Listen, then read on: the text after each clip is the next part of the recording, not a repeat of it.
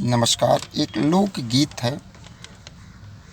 सुनो कहानी भारत की, एक ब्राह्मण की जुबानी। सुनो कहानी भारत की, एक ब्राह्मण की जुबानी। हर कोई गाए हर कोई बोले, ब्राह्मण है शैतानी। सुनो कहानी भारत की, एक ब्राह्मण की जुबानी। सच्चाई क्या बताऊं, आओ अब सुनाता हूँ। सच्चाई क्या बताऊं, आओ अब सुनाता हूँ। जिहादी वामपंथी का फंडिंग का हाल बताता हूँ। ईसाई लिबरल का फोक का हुड़दंग आज दिखाता हूँ। सुनो कहानी भारत की, एक ब्राह्मण की जुबानी। हर कोई गाए हर कोई बोले, ब्राह्मण है शैतानी। आइए क्या बताते हैं, ये किन किन लोगों ने किया है और कैसे किया है, उनका नाम मैंने बताया। और अब क्या चल रहा है देश में वो भी देखिए कि धर्म परिवर्तन की बात है बस, हिंदू में ब्राह्मण खास है बस। जो जिहादी हैं, लिबरल हैं, ईसाई मिशनरी वाले हैं, वामपंथी वाले हैं, पोक हुड़दंग वाले हैं, इन लोगों का मकसद क्या है कि धर्म परिवर्तन की बात है बस, हिंदू में ब्राह्मण खास है बस।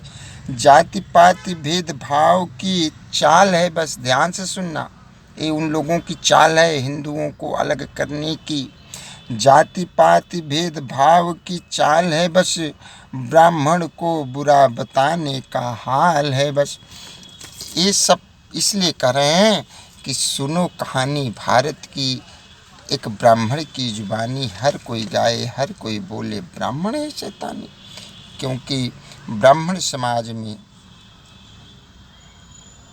एक ऐसी शक्ति है, पुजारी संत पंडित ब्राह्मण बाबा ये सब जो हैं, व्यास, ये सब इनके पास ऐसी शक्ति है, ऐसी तपस्या है, ऐसी भक्ति है, क्योंकि ये वेद में विश्वास रखते हैं, पुराण में विश्वास रखते हैं, भगवान में विश्वास रखते हैं, भारत में विश्वास रखते हैं, जन जन में विश्वास रखते हैं। सबसे बड़ा अपने धर्म में विश्वास रखते हैं।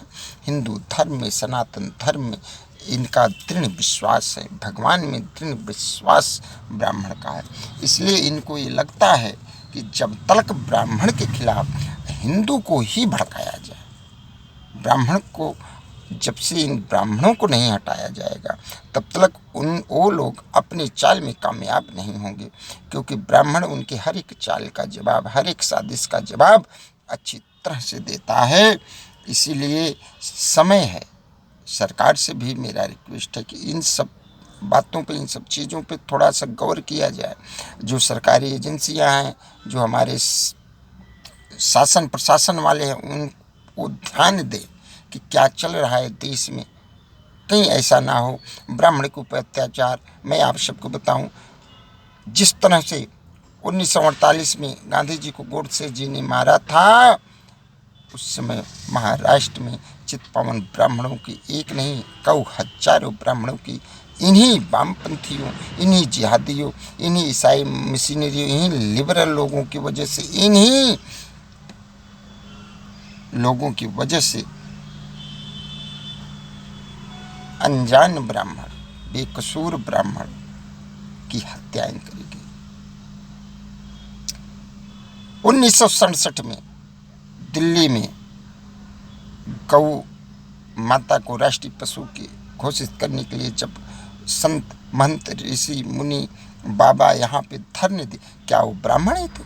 सभी जाति के थे। ये जो ऋषि मुनि बाबा परंपराएं हैं साधु संतों की, इनमें से ब्राह्मणों की बात नहीं है, इनमें पंडितों की बात नहीं, इनमें पुजारियों की बात नहीं, इनमें हर एक बिरादरी, हर एक जाति के लोग हैं। उनके ऊपर गोली अमर से हजारों की तादाद में संतों की हत्याएं हुई। इस सादिस्ट इन्हीं लिबरल, इन्हीं वामपंथियों की वजह से हुआ। सबसे बड़ा उदाहरण आप सबको मैं बता रहा हूं, 1990 के दशक में जम्मू कश्मीर में किस तरह से पंडितों को मारा गया।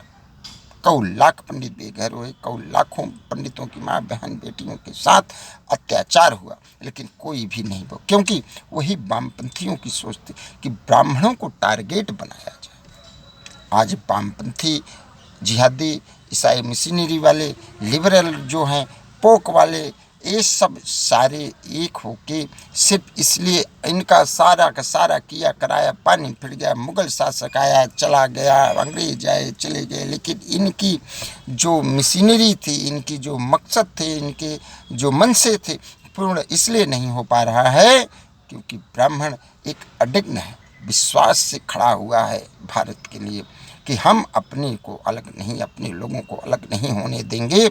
आज उसी का परिणाम है कि ये लोग वामपंथी साजिशन ऐसा रच रहे हैं कि ब्राह्मणों के खिलाफ, अपने हिंदू के खिलाफ ही हिंदुओं को उकसाया जाए, जाति पाति भेदभाव का प्रचार किया जाए, क्योंकि ऐसे में कुछ नेता बड़ी महान बनने लगे।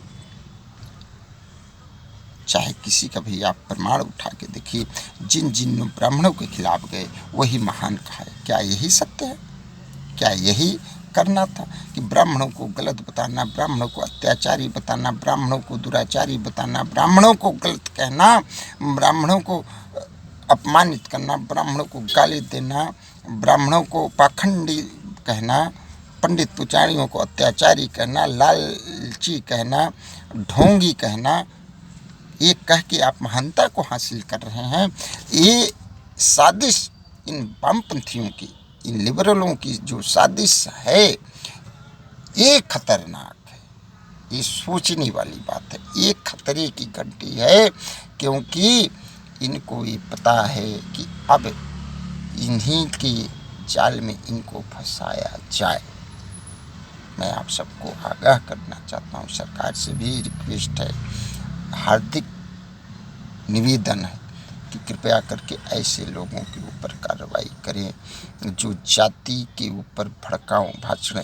नेता लोग हैं, कितने ऐसे नेता हैं, मामन मिश्रान से लेकर चंद्रशेखर रावण से लेकर कई ऐसे प्रोफेसर हैं, वकील हैं, सरकार से जुड़े हुए हैं, अन्य सरकार से जुड़े हैं, कोई कार्यरत है, कोई संगठन वाला है, कोई भीम आर्मी का है।